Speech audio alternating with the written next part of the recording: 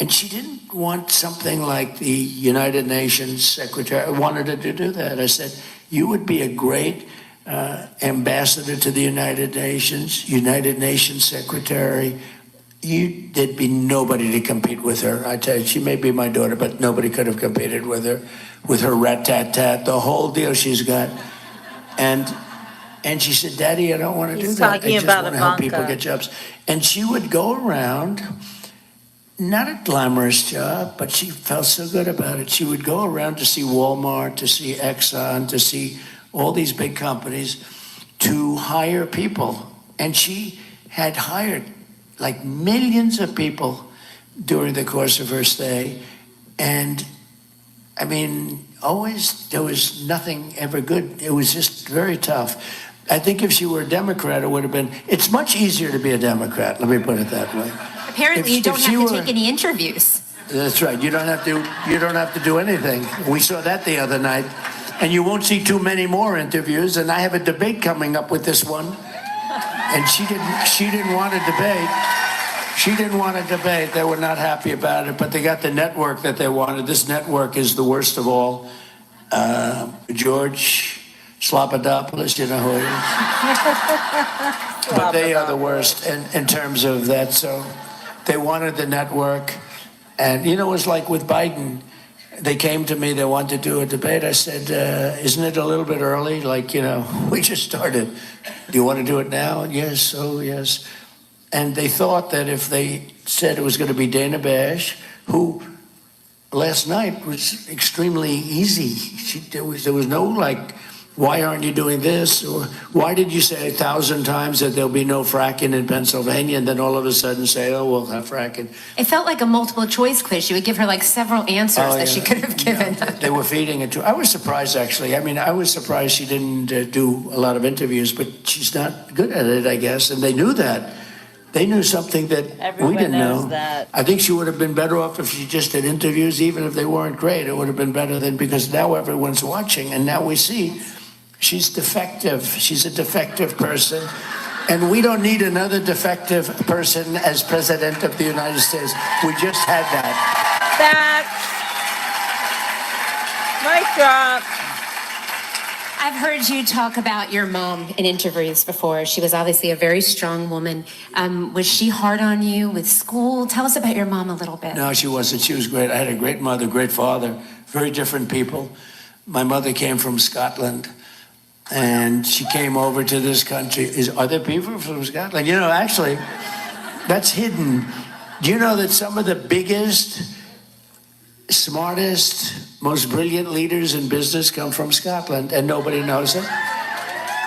Or at least, you know, their parents came from Scotland. But Scotland did very well in this country. I'll tell you, it's very, like, we have people, and I know that one group, they're a very successful group. Now, she came from Scotland, great place, and she came over just for the summer, and she was 19, I guess. And she met my father, and they had a very long marriage. I said, I'll never top you on that, Pop. You know, you always want to be a little bit better than your father if you can, a little more. And my father loved that. You know, some fathers don't like it.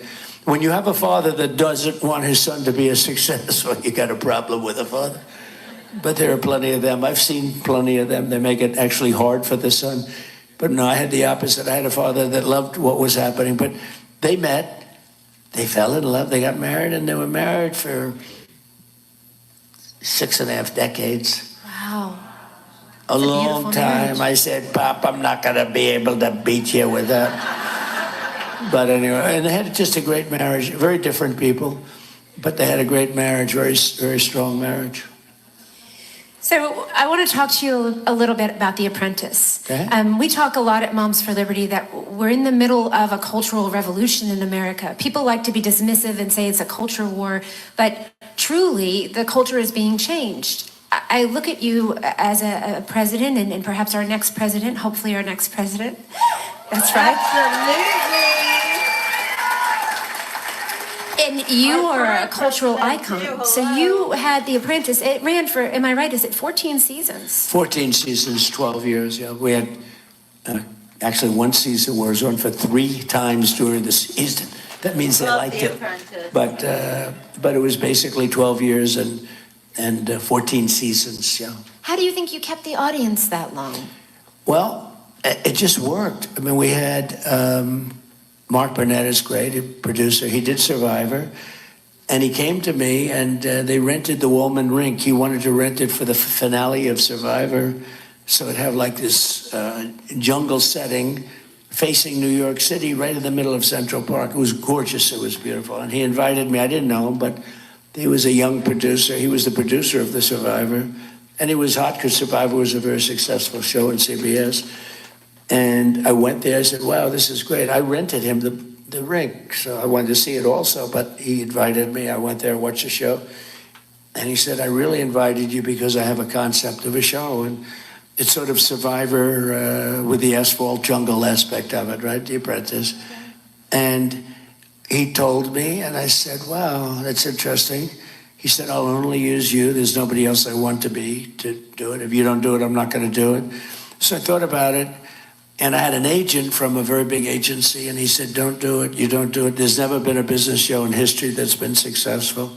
Business shows are not successful in prime time.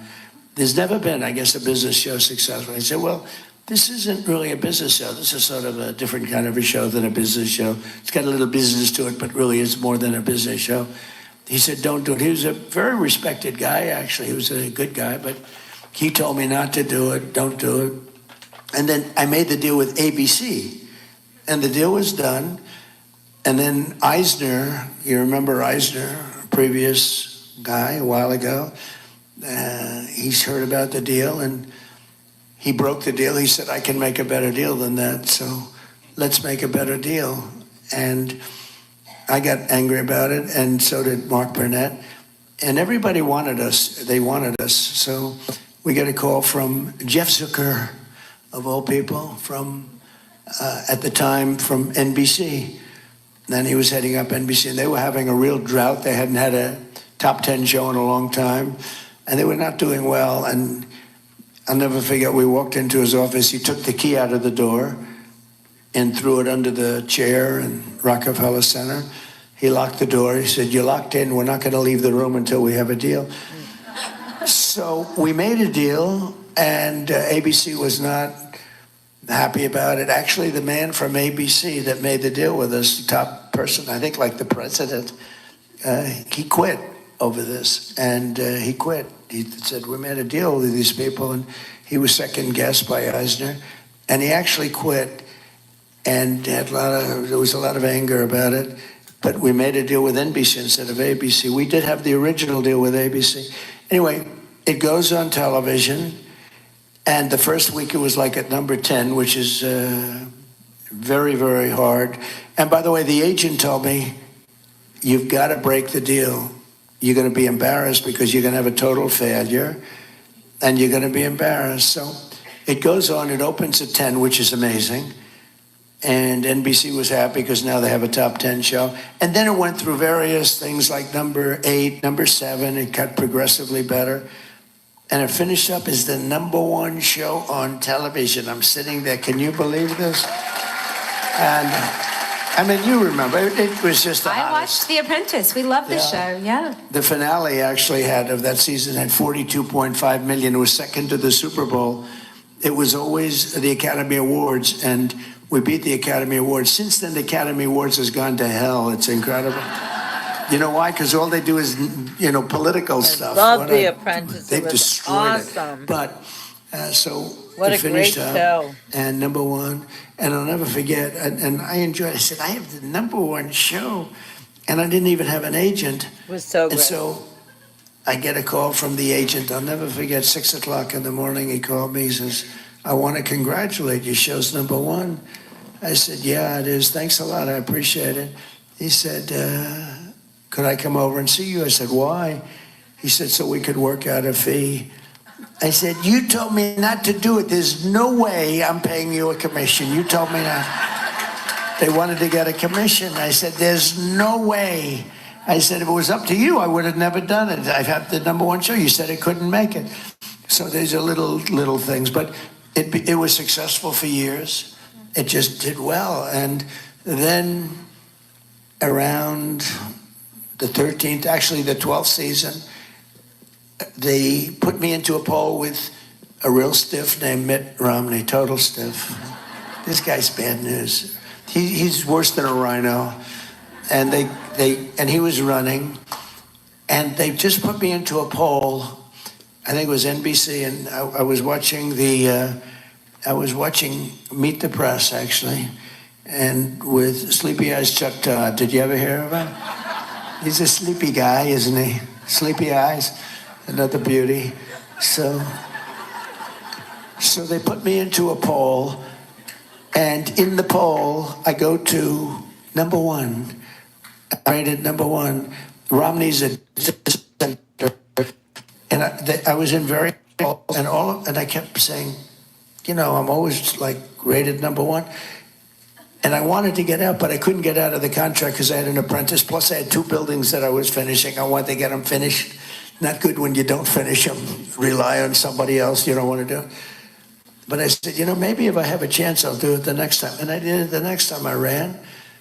And we had 17 people. It was a rather violent series of debates, if you remember, right? Rosie O'Donnell, only Rosie O'Donnell. That was a tough one. Only Rosie O'Donnell. You've said this and that. I won't use the terms. You've called women this and that, and a lot of it was show business related. I said, only Rosie O'Donnell, and the place went crazy. And the second question I got was Brett Baer. He said, this was a Fox one. And he said, please raise your hand if you will not support the winner of the group of 17 people, whoever wins the nomination. So I raised my hand. I was the only one. I said, I can't say for sure I'm going to support. I don't like certain other people. I don't know them. A couple of them I do. Do you remember that? Those were my first 2 questions. Only Rosie O'Donnell, and I raised my hand. And I said that. I was honest, and the place went crazy. So actually, they were 2 of the more interesting. They were the first 2 questions I had. I went through a lot of debates. I went through like 14, 15 debates. What the hell? Then we had the debate with crooked Hillary Clinton. Remember that one? Oh, that was pretty good. Who doesn't remember that debate? That was a pretty good one. Crooked Hillary, she was a crooked one. And we had, what? So politics has been very interesting. It never stops, right? Then we had the debate last time with Sleepy Joe Biden.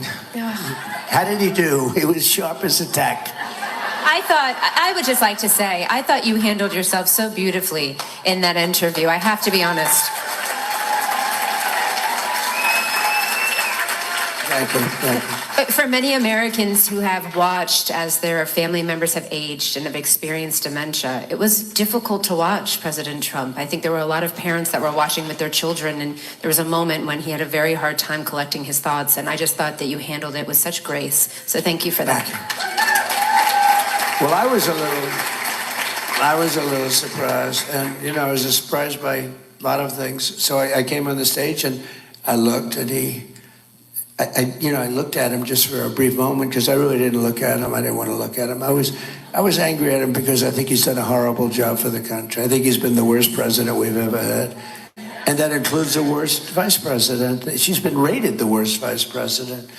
And don't forget, she was last in terms of getting the job. She competed for his job. And I think they had 22 people or something. And she was the first one to quit. She bombed. And she quit, and then all of a sudden she's now running. And from my standpoint, I spent $100 million fighting Joe Biden.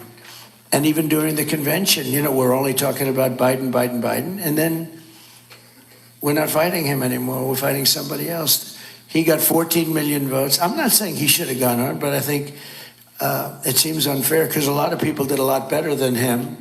Like you had a person that came in second and third and fourth, and it's Bernie Sanders actually essentially came in second place, I guess, right? And so you'd say, why aren't you doing a democratic process? So I'll give them some of their stuff. They are a threat to democracy. They say that's right. They are a threat to democracy. So she was the nastiest person to him. Remember, she called him a racist. the bus. You remember the story of the bus? Fake story probably. Well, she also said, I worked at McDonald's. It turned out she didn't work at McDonald's. Did anybody see that? After an exhaustive study that took about 20 minutes, they found out she never worked there. So, there's a lot of fake stuff going on. But we don't need that for a president. And our country can't stand it. We are really in trouble. We're a failing nation, whether you like it or not. And I'm sure you don't like it. But we are a very sick nation. We're a failing nation. And on top of it, we have millions of people in here that we can't have them if they were great, but you're not going to have people where they're emptying the doors to jails and emptying the doors to mental institutions where seriously sick people are coming into our country. And no country can stand this. There's no country can stand it. So I was not happy with him because, I only did it because I want to help the country. I didn't need this. I had a very nice life. Some of you know, I see some of you in here, you've known me for a long time, long before politics. I had a nice life. But even running again, if I thought he was good and I thought he was doing a good job, I would have been happy. But he's not. He's doing a horrible job. And, he's been absent for a long time. If you go back 25 years, he wasn't the brightest bulb in the ceiling, I can tell you that. And he was not doing a job. And I've told this, and I mean it. I would have been happy if he were a great president, and I wouldn't have run. I also wouldn't have run if I didn't think I won the election. I mean, I think we won that election by so much. If I thought I lost that election, I absolutely would, I wouldn't have run because I would have lost the election. But I think we did phenomenally. I mean, honestly, we got millions of more votes than we did in the first election. We did great in the first one, we won. And I was told we got 63 million votes in the first election. I was told if we get 63 million votes, same number, there's no way we can be defeated. I got 10 or 12 million votes more than that, more than anybody had ever got. We got the most votes of anybody, of any sitting president in history. And he beat us by a whisker. And it was a terrible thing. They used COVID to cheat. And it was a terrible thing. And then I watched, and I thought it was very, very sad because of, the election it brought great division to the country. But I watched, and I saw how bad things were. I saw the border, the open border and everything. I found out about the open border when we built hundreds of miles, and then we had a little bit more that I was going to add because there were certain areas that you needed it. And we had everything fabricated, very expensive wall. Those walls are expensive. They're steel, concrete, and rebar. And they have a lot of wiring in them for all sorts of security equipment. But it's very expensive stuff. It's exactly what Border Patrol wanted. They have anti-climb bars and everything on them. So we did them. It could have been erected in 3 weeks. And they kept saying, we're not going to do it. And then I realized they weren't going to do it. And they sold a bunch of that wall for 5 cents on the dollar. So, that's when I realized they actually want open borders. Because you say to yourself, who would want open borders? Who would want men playing in women's sports? But just think of the stuff. No, but who would want that? All the things. Kamala Harris, apparently. Yeah. No, she wants it. You talk about like cars. I'm a big fan of Elon. Elon gave me tremendous endorsement. It's good, isn't it? He's gonna have to send a rocket up to get those people out of there. That's crazy. He's great. I said, when are you sending a rocket up? Well, Elon is a very different kind of a guy. As he thinks, he talks. Whereas a lot of people, they want the words to be perfect and all. And they think less and talk more, right? With Elon, it's like, well, I'm doing a new stainless steel hub that can get us around the engines much quicker because there's a problem with the type of engine going into space nowadays. And I'm hearing And but in the end, I think we can have a good hookup because of the new foils that are coming up. And I'm hearing everything that's going through his mind. But he's a super genius guy. Oh, I loved that conversation that you had on Twitter. I listened we to the did? whole thing. I thought that was absolutely Yeah. fantastic. I think we're going to do another one too. They had a number, like I heard 750 million. They had a number that was so crazy and large. And we had a good time. We talked for 2.5 hours. And it was the number one ever. There's never been anything like it in terms of people listening or watching or whatever. But he's a great guy. But I said to him, the one thing is that, and I'm a huge fan of his electric car. I think it's incredible, his car. I think what he does. And I'm a big fan of electric, but they don't go far.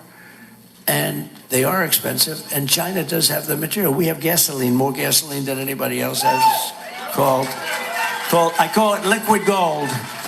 We have liquid gold.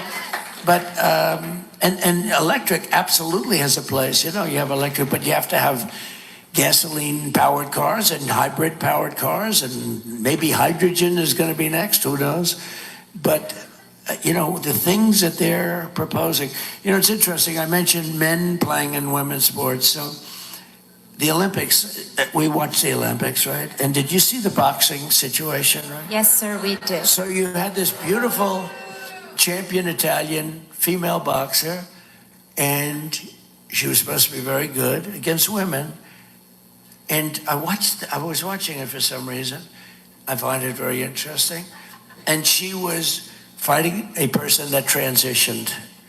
And I wouldn't want to fight this person, but transitioned and met certain qualifications. So can we talk about that for a second? Yeah. Because Elon, you're talking about Elon Musk. Elon Musk recently did an interview with Jordan Peterson, and he talked about the fact that one of his children has decided that they're transgender. He talked about the woke mind virus. When you look at Tim Walz, who is now Kamala Harris's running partner, Yeah. he has made his state a sanctuary city, sir, which means that a Joe's on sanctuary the state, beach. for children, that they can go there and have gender surgeries paid for by It's the crazy. government. Yeah, it's, And so I just ask you, there's been an explosion in the number of children who identify as transgender. And children are being taught that they were born in the wrong body. It's an incredibly abusive message to Horrible. send. So let's talk a little bit about some of the things that you might be able to do as president. Well, you can do everything. President has such power. It does. It has such power. For instance, you can close the border. You don't need a bill. They keep saying, well, just give us a bill. It's just they had the worst bill I've ever seen. It was a disaster. And they wouldn't have signed it anyway because they do want open borders. They want to have open borders. They want to have all sorts of things that almost nobody in this room wants, who I think 85, 90% of the country doesn't want if they actually I absolutely knew about agree it. with you. But the transgender thing is incredible. Think of it.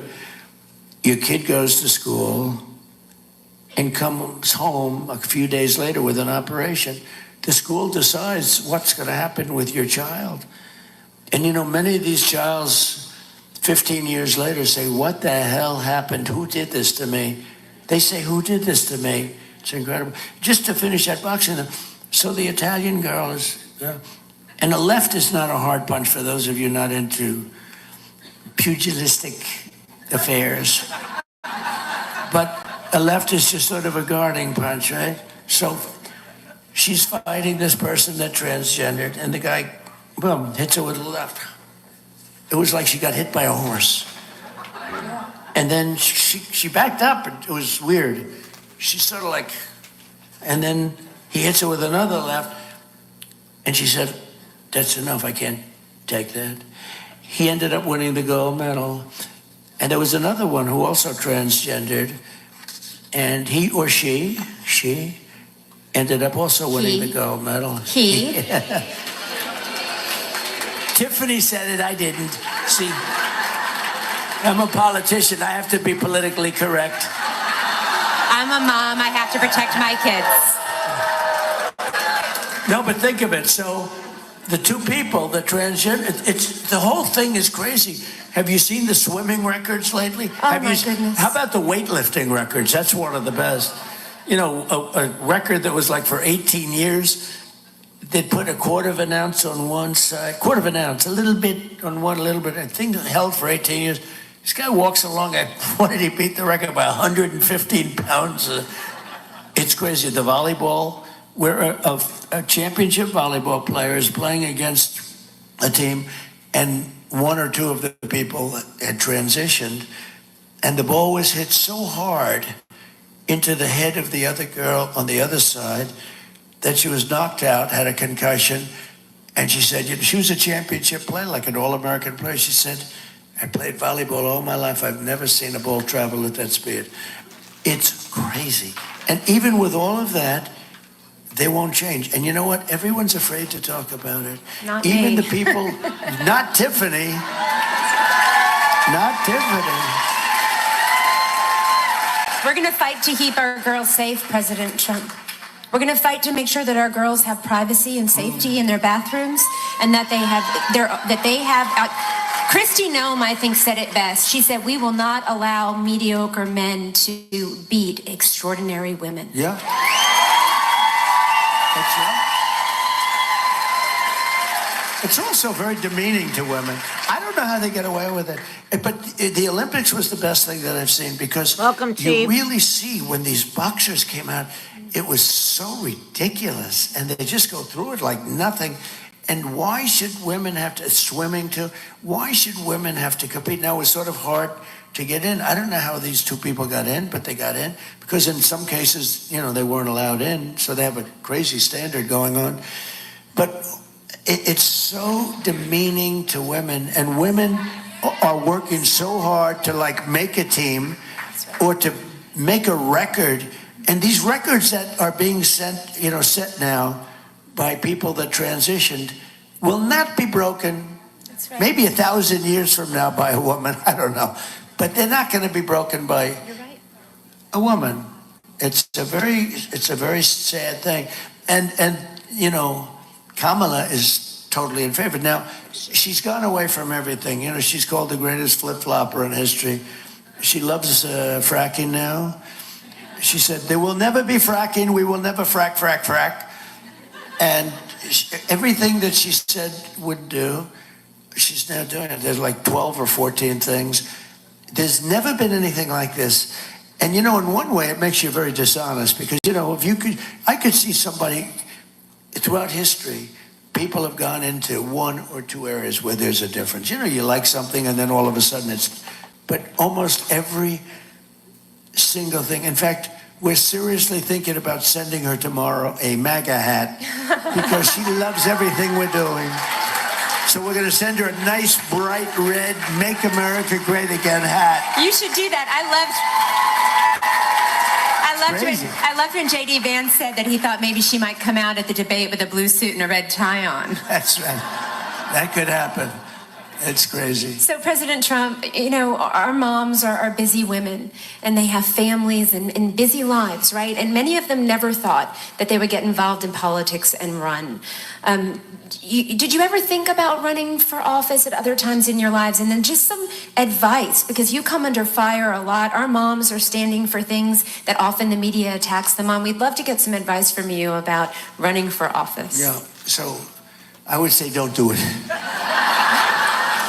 No, run for office. We want you to run for office. I do say this, though. It is nastier to run as a Republican. It is. Now, I'm the ultimate, they suffer from a thing called TDS. Do you know what that is? Yes. TDS, it's a horrible, horrible terminal disease. It destroys the mind. It destroys the mind before the body, but the body eventually goes. TDS is Trump derangement syndrome. They have it at levels. They can't even stand their life. They can't stand anything.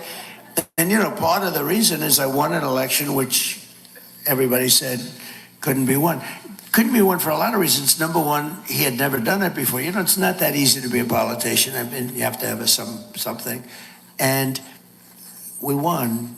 and we really did a great job. You know, we rebuilt the military. We gave the largest tax cuts ever, the largest regulation cuts.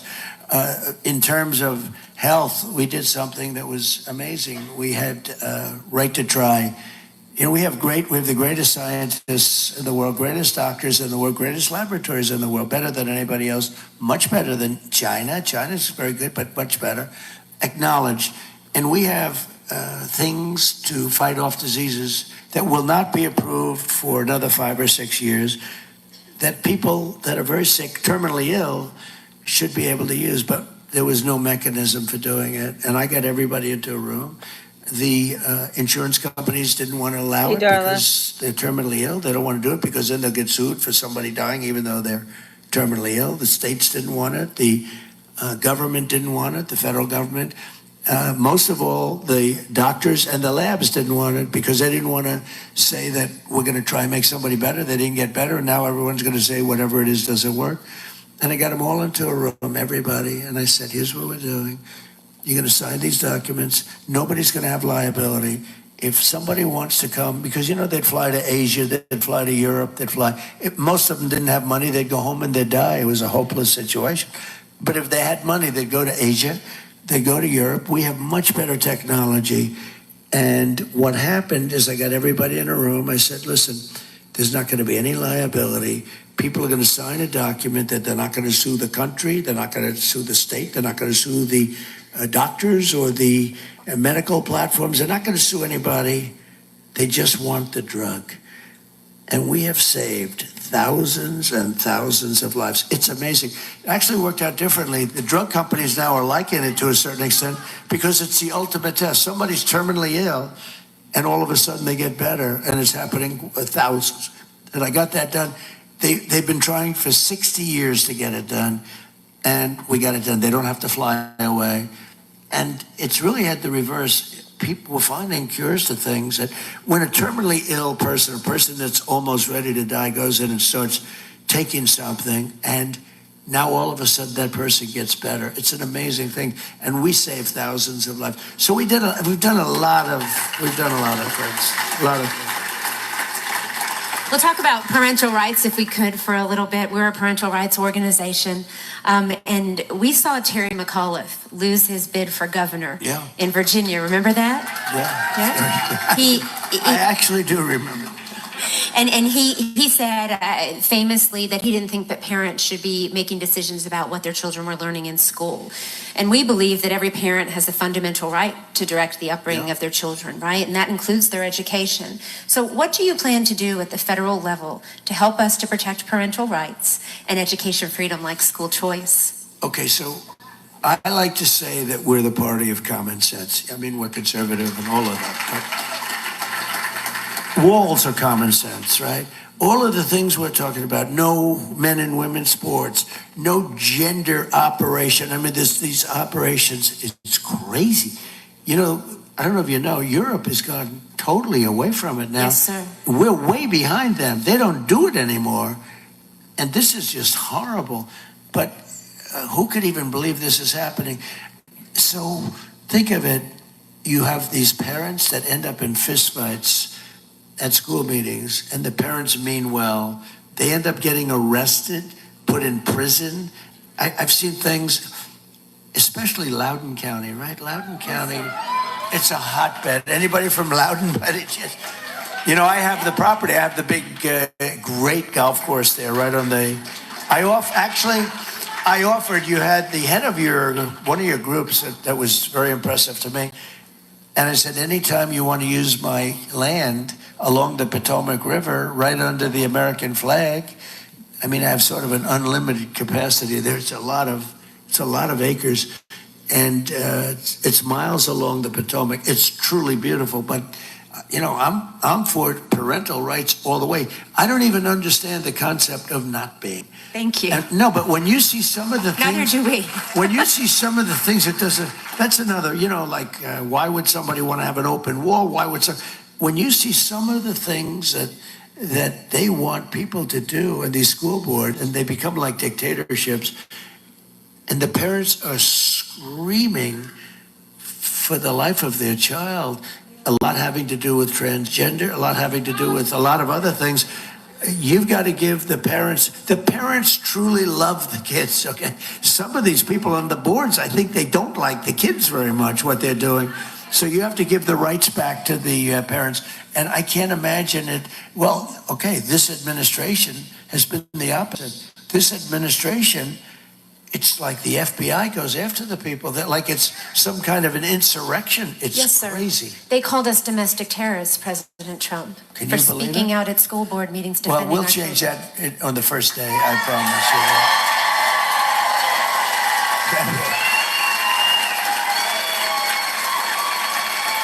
No, can you believe it? You are not a domestic terrorist or a terrorist. We do have terrorists coming in, and they're coming in by the thousands, but you're not one, Tiffany. Thank you very We'll get much. that changed. And you know, the president can do that very easily. But you just wonder, where's the mindset to take the parents' rights? I see those meetings, and it does seem like Loudon has a lot. You know, Loudon is the ultimate example of it. It's so vocal.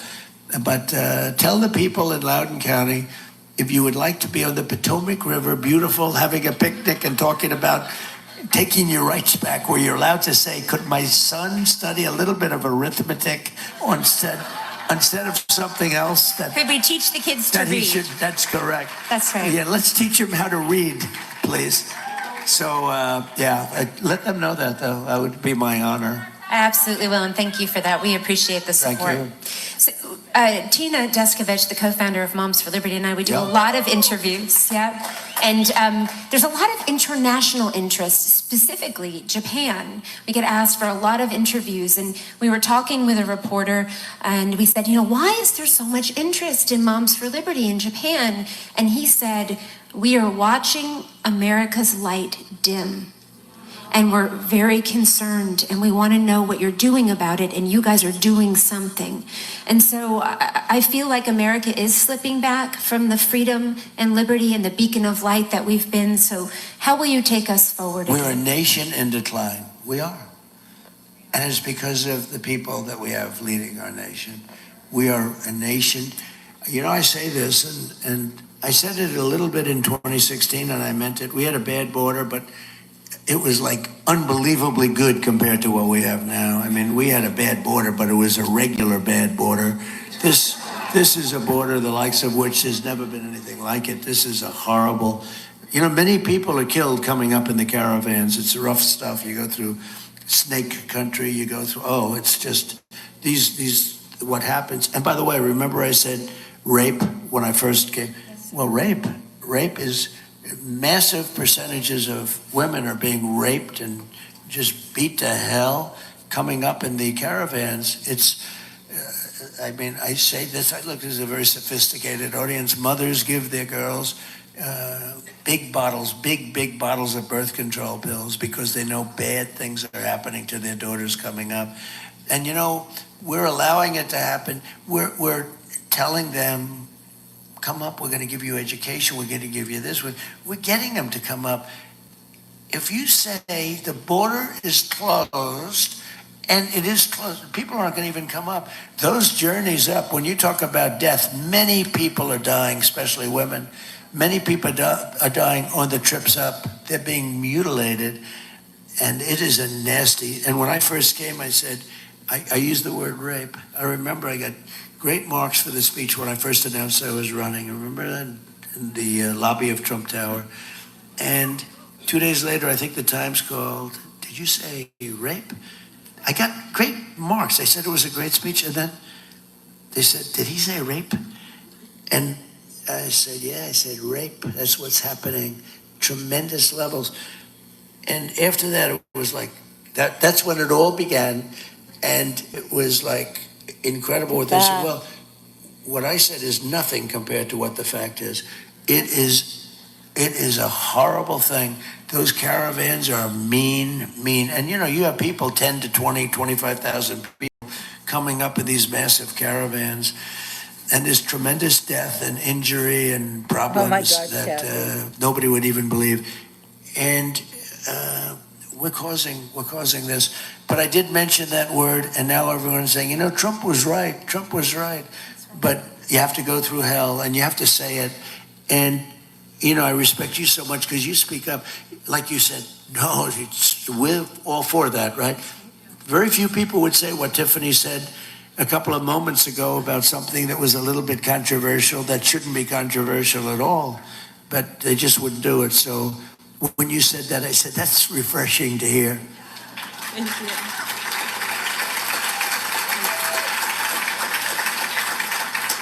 I just want to thank you for taking the time to meet with so many of the victims' families of crime that we've seen. Lake and Riley's family, for example. I'm just going to ask, what is that experience like for you, meeting with the parents of children who are being killed by illegal immigrants? It's terrible. They're being killed by illegal aliens. There's no correct term because any term you use, they criticize you. Shouldn't use the word alien. You shouldn't use the word migrant. They want to take all the words away so that you can't talk about the subject anymore. That's exactly right. But Laken was this beautiful young woman who was savagely beaten and killed by a migrant. But there are many of them. I can tell you the parents will never be the same. I was at the border 3 days ago with 3 people, 2 where their child was killed and 1 where she was badly injured. Beautiful woman. She was badly hurt. They stole her car. She tried to stop them and they ran her over and this and that. She was, thought she was going to be dead, but she had a terrible fracture in the head. No crime. And I had a case that was very interesting. The 13 people that were killed in Afghanistan, you all know about that. That was grossly incompetent. Getting out was fine because I was going to get out. I would have been out before them, but we had an election that happened. But we would have been out with dignity and strength. We would have taken the military out last, not first. They took the military out first. But they had 13 people killed, and I got to know many of the families of the 13. It was a terrible, tragic thing. None of them should have died. Those people were essentially killed by a stupid administration that didn't know what they're doing, and bad generals like Milley, who was a bad general. More And, immigrants, nobody more was fired. safety. It was the most incompetent. I think it's the most embarrassing moment in the history of our country, the way it happened. Remember the planes taking off and people falling off the planes. Many people fell to their death. They were hanging onto the wings. They probably thought they could take the plane and fly on the plane, and they didn't realize the plane's going 500 miles an hour. And they fell off at 3,000 feet. That's 3 times the height of the Empire State Building. They fell off. They started falling off, and then they all were off. And a lot of people, but it was a horrible, horrible moment. But you had 13 people killed, many people badly injured, meaning no legs. We had 1, no arm, no legs, and the arm that was left was battered. Face was badly hurt. And these are people, this is just horrible casualties. But I got to know the people. I felt very badly, and they viewed me as their president, frankly. And I don't want to do anything I don't want to say that, but they viewed me. And I everybody knew because it was covered, but not covered like the press should cover it. The press doesn't talk about bad things. They don't talk about what happened in Afghanistan anymore with the Taliban, with that horrible leaving. It wasn't the leaving. It was great to leave because, they were there for like 20 years and we were leaving, but we were going to keep Bagram, which is one of the biggest Air Force bases in the world. And we were keeping it not because of Afghanistan, but because of China, because it was 1 hour away from where China makes its nuclear weapons. So we were keeping that. And it would have been fine, but it was time to turn it over. Despite the threat to democracy, I did turn that over. I didn't say, they said, he'll never give it over. These people are crazy. They're crazy. But anyway, so I gave it over, and then they took over. And I didn't have anybody killed in Afghanistan for 18 months. I had a long talk with the head of the Taliban, who's really the boss. And his name is Abdul. And I said, Abdul, don't do it. Don't do it. You don't do it. And he said, but why, sir? Why do you send me a picture of my home? Abdul, you'll have to figure that one out. He went, but why do you send me a picture of my home, Your Excellency? He called me Your Excellency. And he was fine. Look, I said, you can't do it. You can't do it. You hit any. They had snipers that were killing our people, our wonderful soldiers, snipers from a long distance. And we didn't lose one person in 18 months.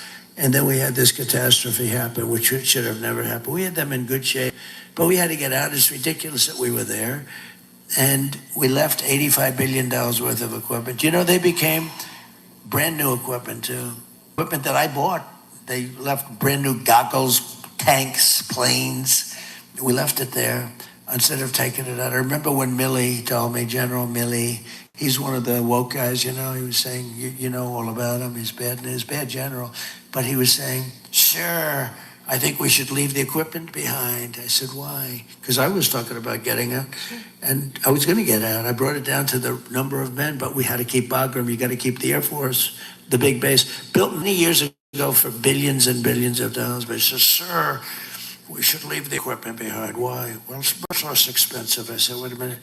We got a $150 million airplane, and we could fill it up with a little tank of airplane fuel and fly it to Pakistan or fly it all the way back home. You think it's cheaper to leave it? And it's a new plane? You think it's cheaper? You think it's cheaper to leave Army tanks where we could put them on a trailer and take, yes, sir, it's cheaper. I said, this guy is really bad. It's true. And that's when I lost total respect for the guy. I didn't have a lot because, you never got good news. I want people where there's good news, like the general I used to knock out I knocked out 100% of ISIS. It was supposed to take 5 years. It took about 4 weeks, right? We have a great military. I'll tell you, I had a great general in charge of that, and he knocked the hell out of it. He said, sir, I can do it in about 4 weeks. They said, why didn't they do it before? Sir, they didn't want to really fight. They wanted to be politically correct, sir. But it was amazing. We have, I just say to this room, we have a great military. And our real military is not going to be woke. You couldn't convince them to be woke if you screamed at them all day for the next 10 years. But the guys on television are woke, and a lot of the top people are woke, but they'll all be pretty quick. They're going to all be gone. Woohoo! What does that mean? Got some comms going on. When I was in Milwaukee, I got to meet some of Gold Star families. And So, yes, sir. yeah, we had a big problem. So I was called by these families. There were probably 4 of them. There was also somebody very badly injured with the legs and everything. And they asked me, would it be possible 2 days ago, right, to go to Arlington National Cemetery to celebrate the life of their children who had been killed 3 years ago. And this was the whole thing, the whole disaster in Afghanistan, where they set off a bomb and probably 500 people were killed altogether. And we got to think of the other side also, but it was a terrible thing. But we lost 13 soldiers. We had 45 soldiers that were really badly hurt too. Nobody ever talks. You ever notice somebody loses their leg or both legs or their arm, in one case an arm and 2 legs, and nobody ever talks about them. We talk about, because we have to remember that those people are, boy, nobody ever talks about them. And we had some people that were horrifically injured. Anyway, they called and they said, sir, would you be able to come? Now, I got to know them because I have a place in Bedminster, New Jersey, which is a spectacular place. And they wanted to know whether they like New Jersey. New Jersey is Hey, good. Janet. New Jersey has some of the most beautiful things. But so this is a beautiful place. And I had most of the families there about 1.5 years ago. And they all wanted to know whether or not I'd be showing up. I didn't know if I could. And when I heard they were there, I went out and I saw them. And they thought I was going to stay for 5 minutes or 10 minutes, shake everyone's hand and leave. I ended up staying with them like for 4.5 hours. We listened to music up with the members. We have a beautiful deck overlooking everything. And you're looking at the sky, great food, a very luxurious place. I mean, it's beautiful. And we had I don't know, like 20, 25 people, members of the family of these 13 people, of most of the 13. And we ended up listening to music, Elvis and Elton John and everybody. And certain songs were very sad, and I'd point to the sky. I said, your son is looking down at you, and he's very proud. Oh, the people, it was like crazy. I was with him like for 4.5 hours. My 15 minutes, do you think we could get him to stay for 15 minutes? Could he sign something, a picture of my son? So I ended up staying there, and I got to know him. And I got a call a little while ago, like a week, 2 weeks, and they asked whether or not it would be possible to go to Arlington National Cemetery 2 days ago, and also could I stay for the changing of the guard and the whole thing, which was beautiful. I did that, but it was very tough for me to get there because I was doing something else. I had to get out of something that was not easy to get out of, and I did that, and I did the changing, and then they said, "Could you come with us to the graves of," which is quite a bit away. You had to go into cars and go into, through the cemetery, beautiful Arlington Cemetery. And I did that, and I was getting absolutely killed because they're calling me. They're saying, "Sir, we got a lot of people waiting." I said, "Don't worry about it. Let them wait." And I did it. And they're looking at the graves, and they're explaining. One of the mothers was saying, and I've had this a lot, actually. "Sir, could I tell you about my son?" "Yes." He said, "Sir, he was a good football player. He was a quarterback. He had a very strong arm. And he was playing another team, And it was a long story, and I just listened to it because I saw it was like therapy. She was so proud of him. Oh, they loved you so much, President Trump. They had such wonderful things to say about you when we spoke. So they really appreciated that. It was so good. But so they said, "Sir, could you take some pictures with us at the graves of our child?" And, the child, because the child may be 22 or 24, but that's their child, That's right? They're not saying at the grave of the man. There's nothing political or anything. This was their child. This was their baby. Could you take a picture with it? Great, And these Kathy. people are devastated. These people can never, ever be the same. And it was all because of Biden, okay? He doesn't Folks, I'll get realize in what trouble. he's saying. I don't care. Get me in trouble. This should have never, ever happened. Nobody should have been killed. They should have left from Bagram, which is this Truth. massive. Facts. They shouldn't have left from this little Facts. airport where the whole city said it. ends up piling in Truth. and everyone went crazy. And by the way, Horrible. they shouldn't have taken the military out first. They should have taken the military out last when everything was gone. They took the military out, and I could just imagine Abdul, who's smart as hell. Somebody went to Abdul and they said, Abdul, the American soldiers have left. He said, "You're a stupid man to say that." Of course, that didn't happen. "No, Abdul, they've left. I could just see it, the conversation. Then he found out they left. He said, "I can't believe it." And once they left, they had a field day. What they did to us was incredible, but they kept everything. But thanks. So the people were coming up to me and said, "Sir, could I have a picture of you at the grave of my son?" Oh, God. I said, "Absolutely. Makes me want to cry. I would love to do that." So the whole family gathered around. We had Thank you, President the beautiful, stone, the marble with the name of the soldier on. Shouldn't This have been on man it is because so they shouldn't have been dead. compassionate. And we took pictures at the different grave sites. And that was it. It was beautiful. And they were all Wow. crying. Everybody was crying. It was very sad. Terrible. It's even worse when there was no reason for it to happen. It makes it Yes. even worse. It's one thing Even that's worse. a war. But here's the thing. It shouldn't have happened. Just Never. incompetent. It was the most embarrassing day in the history of our country, but it shouldn't have happened. And these kids shouldn't have been dead. And the 45 people that were so badly hurt, and frankly, the 300 people, mostly civilians from the other side, they shouldn't have been dead. Just a grossly incompetent group of people. So, Thank you for respecting our dead, Mr. President. thank you very much. Thank you. Just to finish, though, thank you very much.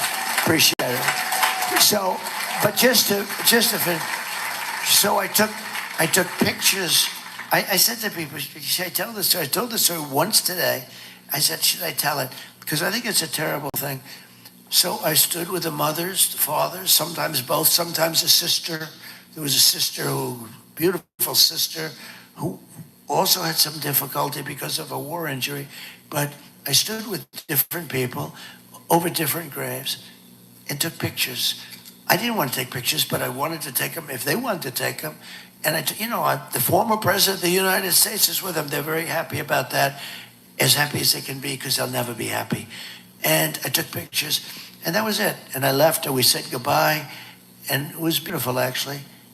And then I get a call that night, sir, we're getting a complaint from the White House that you used the soldiers for publicity pictures and for public relations. And I said, I can't believe it. Such liars. And I said, I can't believe it. So here's a guy that he killed those people, okay? These people were killed by Biden as far as I'm concerned.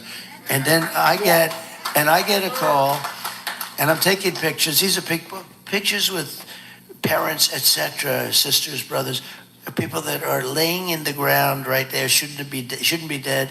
And I get a call, and I actually got a lot of bad publicity. They said, President Trump spent time at Arlington National Cemetery taking pictures and things.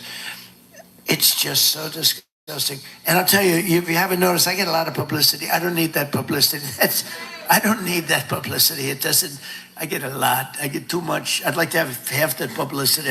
I want to hire a PR person to get me half the publicity. All right. But That's not normally what you hire PR people for. But I'm sure you can find someone. I just thought it was such a terrible thing. He's right. So I It's just want to tell you, disgusting. I think it meant an incredible amount to them. I know it did. They've spoken about Yes. it. And thank you for loving the American people. Thank you Thank for you. working to make America great Thank again. you, thank you. So America owes you a We great thank you debt. for your time today, spending time with us. I want to tell you, Moms for Liberty is a nonpartisan, nonprofit organization. Yeah. And we only endorse in school board races. But I want to tell you personally, sir, that I endorse you for President of the United States. Thank you, Tiffany. That's very nice. Wow. I didn't even expect that. Thank you, Tiffany. Thank you. Wow, that lady's really tall. She's almost as tall as Trump. Barbara Walters.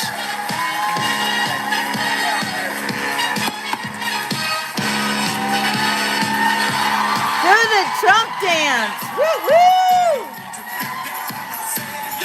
I love it.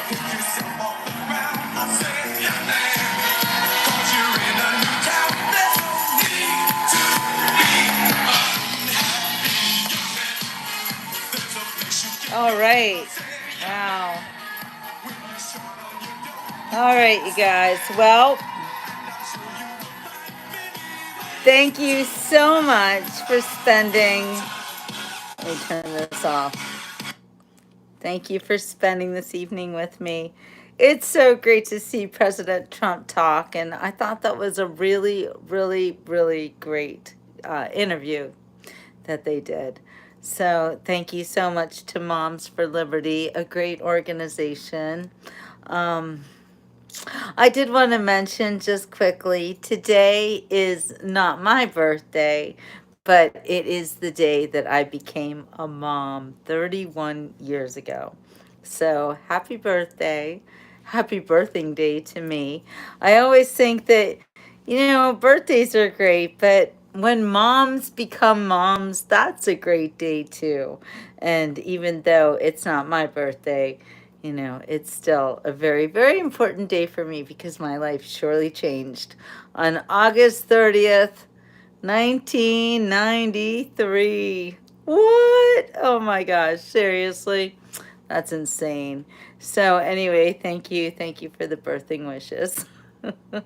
And as you know, I just finished and just freshly published my second book, Do You Think About Me on My Birthday? So birthdays are very, very important to me. Thank you for noticing, Kathy. That's the other thing. That's my new thing that I've been doing. Thank you, Janet. Is that when we're watching President Trump, they're always fact checking, right? Well, two can play that game. I'm fact checking too. So I think it's pretty cool to be able to pull up news stories and give you guys a little background on what President Trump is talking about. His comms are very, very important. And he said something that I found to be very interesting, and that is that the bad people in Hollywood will be gone very soon. He did say that. I don't know what it means. I can only imagine.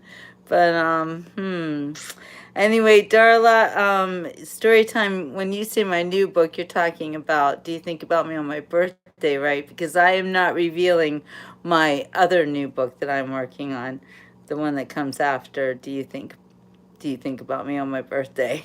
So I'm getting all that, like all these titles going on. Anyway, okay. Yeah. I will be doing story times coming up, but for now, I just really wanted to focus on President Trump and strong military that we have. Not so sure about that one, Kathy. I think that a lot of people have been afraid to join the military because of the special agenda that's been going on. Maybe if you just look at the Admiral Rachel, Health and Human Services, and that tells you everything that you need to know. If I were a youngster, I would not want to join the military these days. Anyway, oh, he did say something about the military. Anyway, you just never know. We are watching a movie apparently, and this movie is getting, I want to say it's getting good. It's not good. It stinks. I hate it. I'm kind of over it. But anyway, yes, crazy stuff happens every single day.